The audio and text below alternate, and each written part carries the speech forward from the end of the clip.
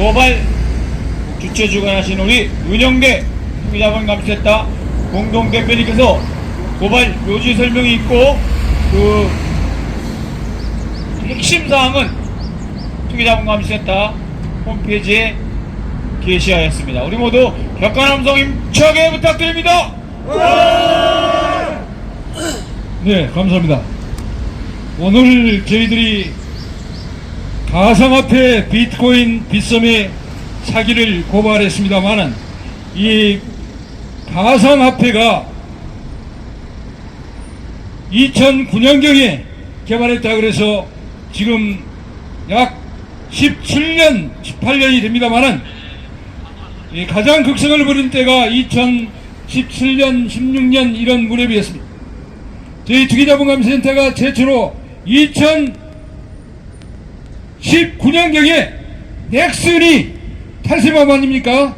이 넥슨이 코빗을 인수할 때부터 저희들이 고발했고, 특히 윤석열이 대통령이 돼서 이 검사가 대통령이 돼서 이러한 것을 처벌하기 위해서 저희들이 2023년에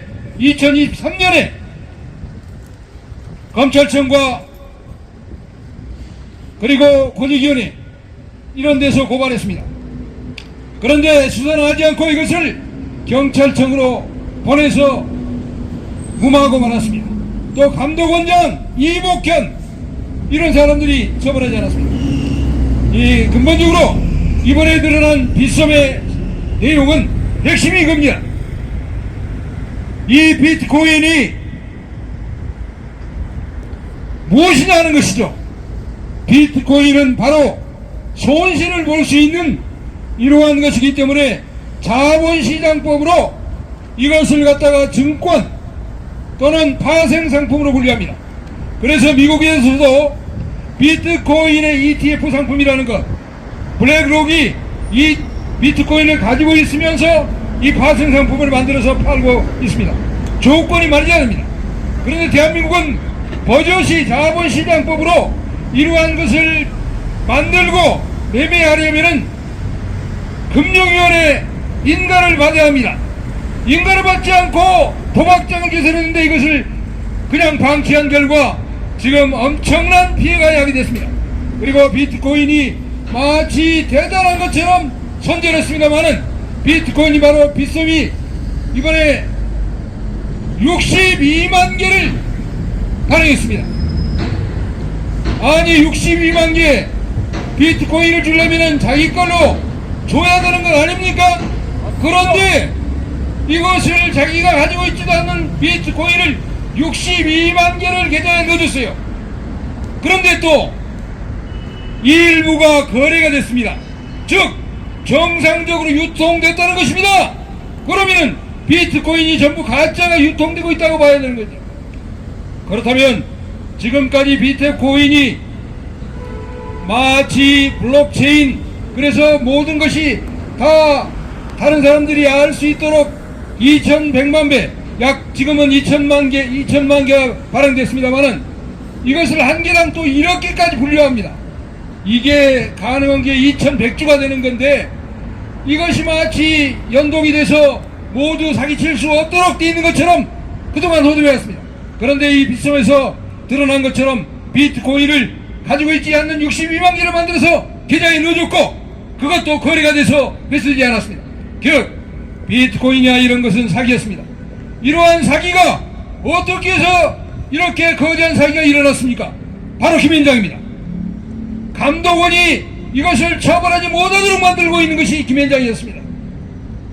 김현장은 마치 우리나라가 법이 미비한 것처럼 법을 만들어야 된다고 사기쳤습니다. 그러나 법은 이미 자본시장법으로 규정하게 돼 있었고 검찰이나 감독원도 그러한 생각을 가지고 있었습니다. 그런데 이것을 마치 법이 없는 것처럼 만들어서 하고 이 비트코인 가상화폐 거래소인 빗썸이나 업비트 이러한 두나무들의 이러한 대표들이 수없이 검찰에 기소됐습니다. 그런데 이것을 변호해가지고 엄청난 돈을 받았던 거 아닙니까? 그 대표적인 예가 바로 테라입니다. 테라가 일으킨 규모가 59조 원입니다. 이 59조 원인데 테라가 사기치고 도망가기 전에 김현장이 90억을 알았습니다. 범죄 자금이죠. 그런데 이번에 드러난 것은 테라가 권도영이 미국으로 잡혀가서 비트코인을 다 뺏긴 거 아닙니까? 증권거래소에 6조를 주기로 했습니다. 그것이 바로 비트코인을 숨겨놨기 때문에 가능한 것인데, 이때 드러난 것이 김현장이 이 권도영이 잡혀가서 파산 신청한 것이 2024년 1월경인데, 파산 신청하기 전에 500만 달러씩 두 번에 걸쳐서 받아냈습니다. 그리고 이 2024년도에 또 500만 달러를 청구하고, 이 공범 한창훈, 권도영같이 저기 유럽으로 도망갔던 한창훈은 지금 대한민국에 잡혀와 있습니다. 그런데 이 비용으로 재판을 받고 있는데 650만 불을 청구했습니다. 2024년도에 청구했기 때문에 받았을 것입니다. 결국은 90억 원과 2240만 불을 추가로 받았습니다. 이것을 한으로 따져보면은 약 415억 원입니다. 이 범죄 자금을 받았는데 불구하고 저희들이 이 범죄 자금을 환수할 것을 중앙지검에 고발해서 이것이 남부지검에서 가지고 있었는데, 최근에 이것을 기소중지했습니다. 수사하지 않는 거죠. 이 범죄 자금을 수수한 집단이 김현장인데 이것을 수사하지 못하고 있는 것입니다. 김현장이 그동안 감독원을 컨트롤하고 법원을 컨트롤해서 이들을 다 무죄로 만들고 권도영을 해외 도피하게 만들고 해외 사기하게 만들었습니다. 그 결과는 우리 청년들이 도박장이나 다름없는 가상화폐에 몰려들어서 이 엄청난 돈을 쓰고 또 시간을 낭비하고 젊은 청춘들이 지금 거리를 헤매고 있는 것이 사실입니다. 그런데 그 대표적인 것이 이번에 드러난 것이 또 김병기 아닙니까? 대한민국 국회의원 아들이 1순위로 갈 수 있는 게 가상자산 거래소입니다. 지난번에 김기현인가 그 대표도 가상자산 거래소를 갔습니다. 이렇게 대한민국에서 이 불로소득이 발생하기 때문에 아까 같이 비트코인을 62조나 발행할 수 있는 곳이기 때문에 이곳에 보내서 엄청난 돈을 취하게 만들었던 것입니다.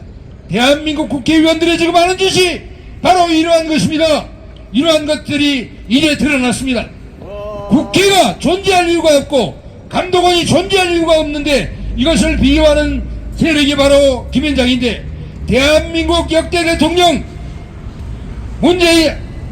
노무현 대통령부터 시작해서 민정수석이 전부 김현장 아닙니까? 이재명 대통령 보험을 그대로 쓰고 있지 않습니까?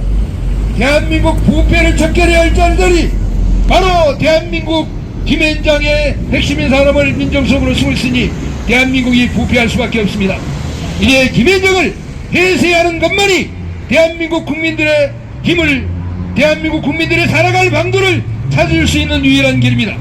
그래서 이번 기회에 저희들이 국수본으로 하여금 이러한 거대한 범죄를 엄중히 처벌하고 가상자산 거래소를 압수수색하고 국회의원 한 자가 이러한 짓을 채용적다까지 하는 이러한 자는 이것이 국회의원이 아니라 범죄인 중에서 상범죄인 아닙니까? 그런데 국수본이 이러한 자 하나 처벌하지 못한다면, 기소하지 못한다면 이 국수본이 존재할 이유가 없습니다. 이제 검찰과 달리 국수본은 오로지 민중의 지팡이로서 그 범죄자가 대통령이건 민정수석이건 국회의원이건 가릴 것 없이 범죄를 자행한 자를 엄중히 처벌하고 그 범죄 자금을 몰수해야 합니다. 특히 이번에 415억 원을 받은 김현장 압수해서 즉각 회수해야 합니다. 검찰이 못하는 것 국수본이 이제 해야 합니다. 국수본이 못한다면 이 경찰 5만